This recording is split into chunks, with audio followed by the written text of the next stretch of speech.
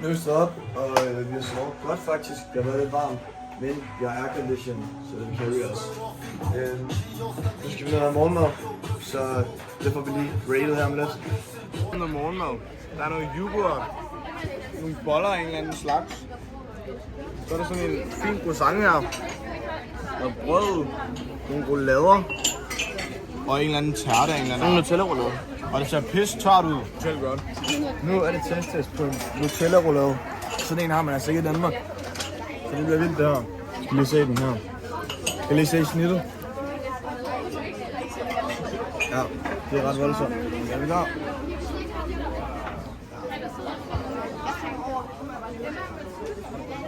Er det nu til det? Nej, ikke godt. Jeg kan ikke anbefale det. Ja, nu er vi på morgenmad. Ja, det tror jeg sgu ikke. Og vi rater den 5 ud af 10.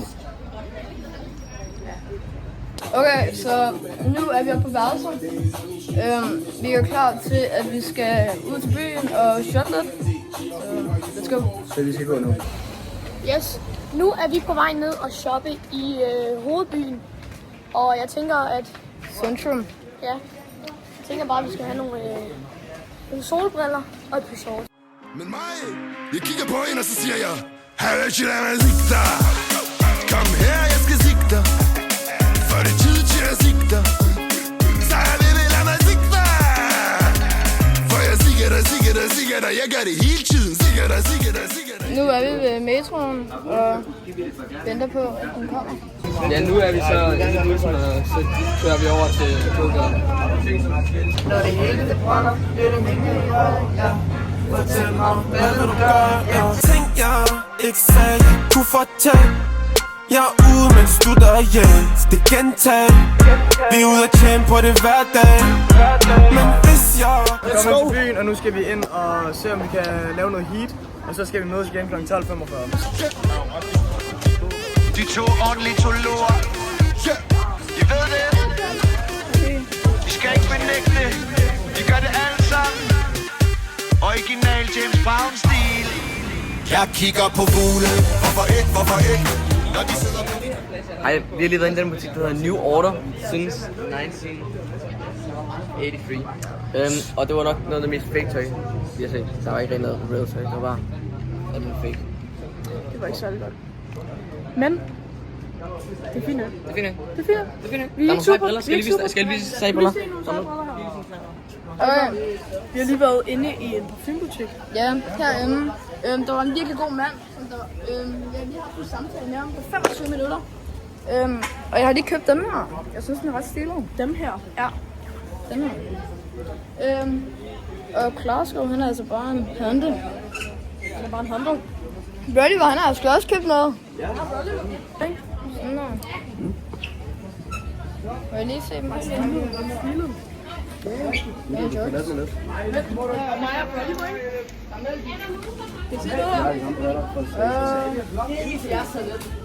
Men vi skal tilbage nu. Jeg tror ikke, vi mangler nogen. Så nu er vi ved stationen igen. Jeg har fået købt nogle ting.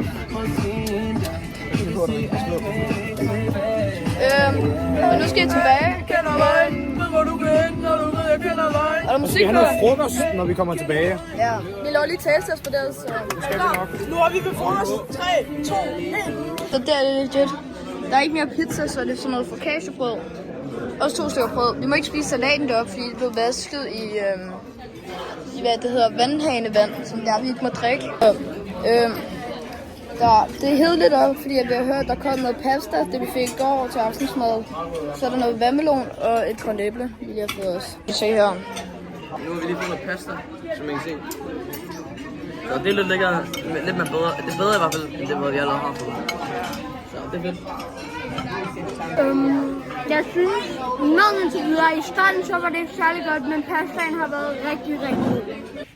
Sådan der. Nu har vi lige været på sidequest, fordi Vilas han glemte hans taske. Vi er kommet hjem, vi fandt tasken, som er sindssyg. Og nu skal vi på stranden med alle dem, der gider. Og det bliver fucking vanvittigt, fordi at der er rigtig meget salt i vandet, og det giver en lidt ekstra texture til vandet. Shit. Fortæl dem. I får en roomtour i badeværelset nu, fordi nu skal jeg i bad. Så det er sådan, at man inddrager Vi har, når man kommer ind her, så kan vi lukke døren. Så har vi en lille babyhåndvask her nu. Så er der også en meget fint toilet. Jeg er ikke spurgt, Så har man også gerne ud. Så har vi et spejl. Ja, for eksempel. Nu skal jeg afsted, så nu slukker vi kameraet. Så alle sammen, nu har vi lige været på stranden, nu skal vi lige i bad, og så bagefter skal vi i spa. Nu er vi på vej i Spar, og jeg har lige skåret min fod, så det er også pisse. Vi er kommet, og nu er vi på vej dernede. Men vi har ramt Spar, og så vi skal have nogle chips og noget slik til i aften. Og så kigger vi lidt på nogle drikkevarer her. Fordi den her, den smager rigtig godt på. Okay, nu er vi lige kommet ud fra Spar. Vi stod lige en eller anden mand på en scooter. De er altså helt syge. Så der var en eller anden, han var helt væk. Altså, jeg mener, han var ikke ædru. Han var helt ude. Ikke? Nu har vi lige købt nogle chips og nogle snacks, og nu skal vi bare tilbage til hotellet. Vi skal have noget aftensmad, og skal se nogle fodbold. Lige nu er vi i byen. Ja. Bare for at købe nogle små ting. Jeg skal altså i dag, eller lige nu, der har vi købt en glitter, eller en dumpling i hvert fald. Jeg håber, den er glitter.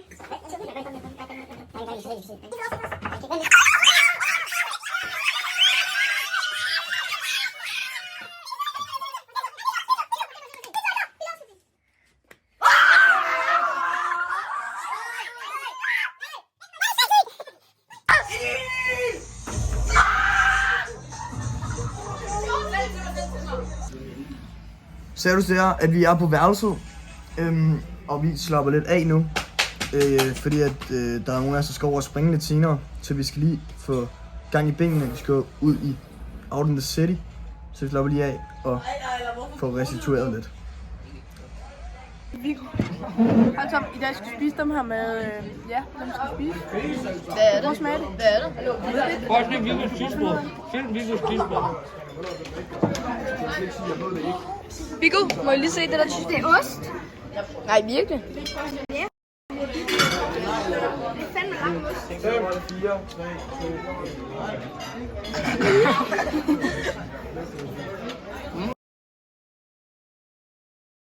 2. Så vi er godt på vej. Vi har lige været et sted, hvor der er musik, og ret dejligt. Og vi har også lige fundet ud af, at der er et fitnesscenter hernede. Ja. Så vi skal ned og straffe med metal senere. Transition. Nu er vi gerne kommet med juniorist, som vi kan se.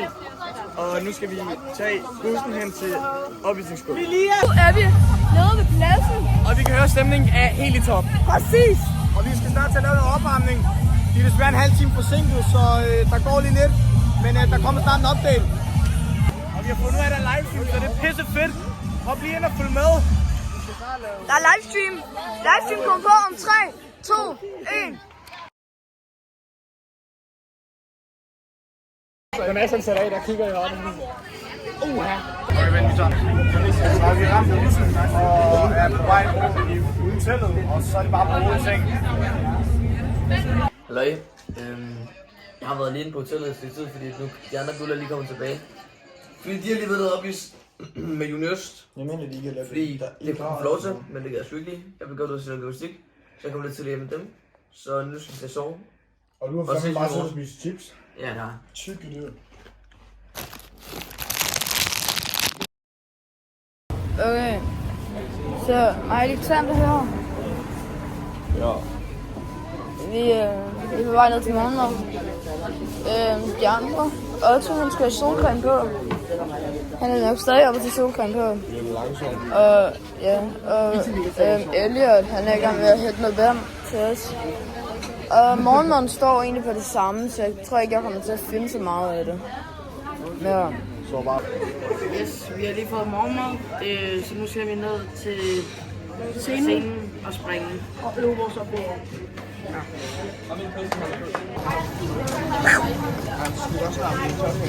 Det er mega fremme. Vi skal på efter dem, der er på derinde nu. Okay, så vi er nede i et telt, og lige om lidt skal vi på som opvarmning. Og skal på senere i dag. Nu har vi lavet vores første træningspas, og det gik super godt. Vi havde kun et par, der lige fik det lidt dårligt, men ellers så har vi det fint. Vi skal opvise senere i dag, og det var derfor, vi selvfølgelig havde træning i dag. Det gik alt i alt meget godt. Vi fik ramt vores vi fik lige ramt redskaberne, og serierne, de sidder der sgu. Så det bliver vildt senere, det gør det. Book flybilletter til Italien, hvis de kommer og ser os. Så venter vi på, at vi skal hjem. Og imens vi venter, så er der chips og musik derovre. Hvad så der, mand? Kæft. Klar. Lige nu, så brænder vi stationen ned. Og når jeg siger, at vi brænder stationen ned, så er det fordi, vi bare er så fucking tough. Klar.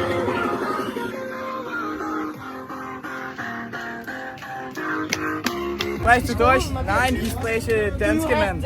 Hallo, my name is Elliot and I am from Denmark and I'm 15 år. Nuk mekaniker. Nuk mekaniker. Hvordan går du fra? Nu er vi kommet tilbage på hotelværelset. Pissevarmt. Vi kan spise nogle chips, og vi holder lige siesta, indtil vi skal ned og have noget frokost her kl. 1. Så jeg tænker bare, at vi ligger og hygger lidt. Hvad så sammen? Nu skal vi ned og noget frokost. Mark Larsgaard, vi har en prediction om, hvad vi får til frokost. Vi tror, det er pasta. Vi tror, det er pasta, og så er der 100% også nogle agurker dernede, som der ikke er skrald på. Og noget meget små stykker pizza. Ja, og så er der også det verdens tørste brød. Ja, det tror vi. Ja. Er vi nede? Okay. Der er mini-stykker pizza. Mini-stykker pizza, så det er ret i det. Så er der... Ja, agurker uden skrald på, som jeg sagde. Men der er ikke verdens tørste brød. Med pastaen. Den burde meget gerne komme her hjem. Ja, de kommer med pastaen hen til vores borgere. Vi er op. 7, 6, 7, 7 af 10. Ja, vi får. Og der skulle være muslinger til hovedret. Så. Nu har vi lige fået lov til at få lidt frileg her indtil kl. 15. Og der kl. 15 skal vi mødes og lave noget med mini-drengene og noget med jævndrengene. Og ja, så hvad skal vi nu? Skal vi ud og finde noget at spise? Vi er nede for is. Det er lidt knudset. Og Broly var kommet til at ødelægge et askebær. Men jeg gør det også. Men så jeg er lige været nede på bade. Og vi kan komme ned og bade igen her efter. Men jeg tror ikke, jeg gør det i hvert fald. Jeg ved ikke, om jeg hører. Hvad er der sket? Jeg slår min tøj i den her klampæl. Den der? Ja. Nej, der. Jeg har købt en ice tea til 50 euro. Nej. Det er 1,5 euro. Det er omkring de der 3,5 kroner. 4 kroner. Så nu tager jeg sig lige. Og hvad smager det? Jeg føler, det er helt utroligt valget faktisk. Dem skal jeg op og have nogle flere af. Det er helt vildt det her. Det er sensationelt. Yes. Nu skal vi hjem. Hjem? Yes, nu skal vi ned og have aftensmad. Og jeg tror, det bliver rimelig lækkert, fordi jeg har hørt en lille fugl synge om, at vi skal have pizza. Og så efter, så skal vi lige så stille være klar til at gå til opvisning. Okay, så nu er vi nede til frokost. Aftensmad. Der er en hel masse deroppe. Vi valgte for noget pizza, fordi at, det smager godt. Og så er der bare sådan noget, det ser ret lækkert ud på den her side. Vi har sådan æggeløb med pasta og sådan noget. Jeg håber, det smager godt. Så det skal. Og selvfølgelig har vi fået pasta til aftensmad i dag. Som alle andre dage. Og det er også bare noget pasta med tomat. Sovs. Nu har vi spist aftensmad. Vi skal gøre klar til opvis. Vi kører 20:45, og så opviser vi 22. Nu skal jeg lave opvisning. Vi går kl. 20:45, og så skal vi over til tog herovre. Så når det er oprettet, og så er det opvisning.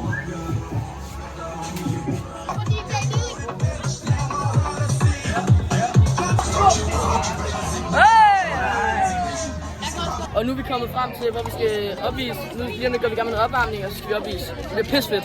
Kom nu lidt. Ja, lad os gøre lige en appel. Yes. Og så sammen, nu har vi levet vores serie, så nu har vi lige en pause, og så skal vi ind og opvise. Vi er lige blevet færdige med opvisningen, og nu er vi på vej tilbage mod hotellet, så vi kan blive friske til en dag med badeland i morgen. Den danser. Sygt cute, den danser. Prøv at søge på August Hartmann. Tak fordi I så med den her crazy vlog fra dag 2 og 3. Husk at gøre en stand på os på Simmerprisen, så at vi får nogle fede priser, og så vi kan få flere penge til at lave det, vi elsker, nemlig at rejse rundt i verden og lave gymnastik.